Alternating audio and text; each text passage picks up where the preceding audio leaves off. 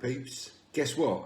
It's another time for tea and a chat. The Royal Naval Patrol Service has its origins in the Great War, when the threat of mine warfare was first realised by the British Admiralty. The pre-war Commander-in-Chief of the Home Fleet, Admiral Lord Charles Beresford, is credited with recommending the use of Grimsby trawlers for minesweeping operations following visits he made to various East Coast ports in 1907. And Grimsby, with its impressive dockyards and trawler fleet, was seen as ideal. And with the Commander-in-Chief arguing that the fishing fleet would be inactive in times of war as the fishing grounds became war zones. It was also thought that the trawlermen would be much more skilled than their naval rating counterparts with regard to handling of these trawlers, as they're already accustomed to using them when they're working on the trawl. The Admiralty Minesweeper Division remained active throughout the remainder of World War I, until the end of the war, when the trawlers were returned to their owners to resume fishing operations, and the division was disbanded. In the summer of 1939, the Admiralty purchased 67 trawlers, and with a further 20 newly constructed, and at the outbreak of World War II, every available minesweeper of the Royal Navy and also the Royal Navy Patrol Service was at Earth Station. HMS Europa, usually known as Sparrows Nest, became the central depot of the Royal Navy's Patrol Service, and it was located in Lowestoft, the most easterly point of Great Britain, and then also the closest military establishment to the enemy until it was decommissioned in 1946.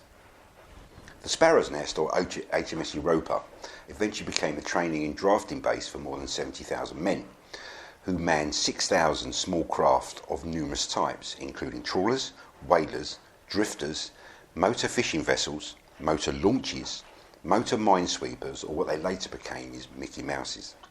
Grimsby once again proved its worth in service to minesweeping, and also became the largest minesweeping base in Britain. The advantages of using small ships for minesweeping and other duties had been recognised in the First World War, and many of the crews of the peacetime fishing fleets had been encouraged to join the Royal Naval Reserve. Because the majority of reservists, the RNPS became a navy within a navy.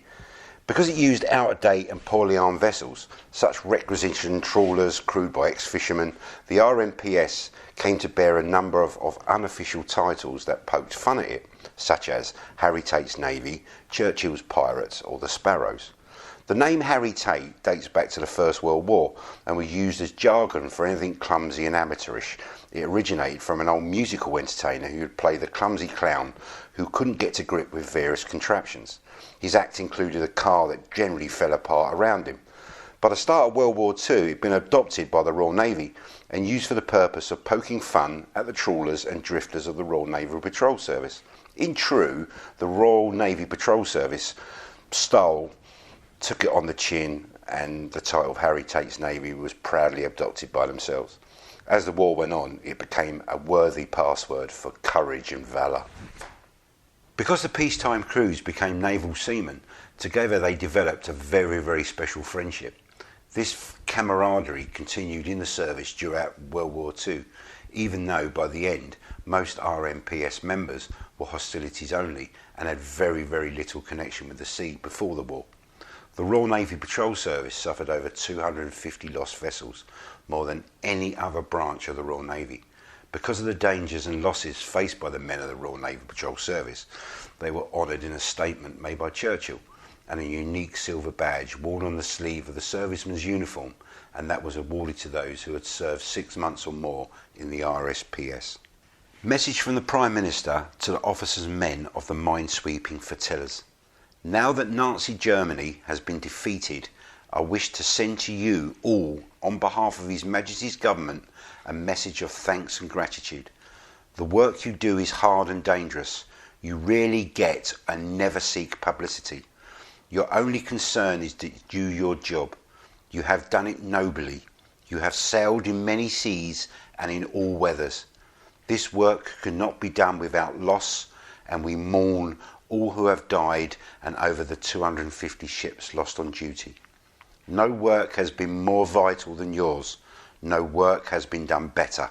The ports kept safe and Britain breathed. The nation is once again proud of you. W.S. Churchill.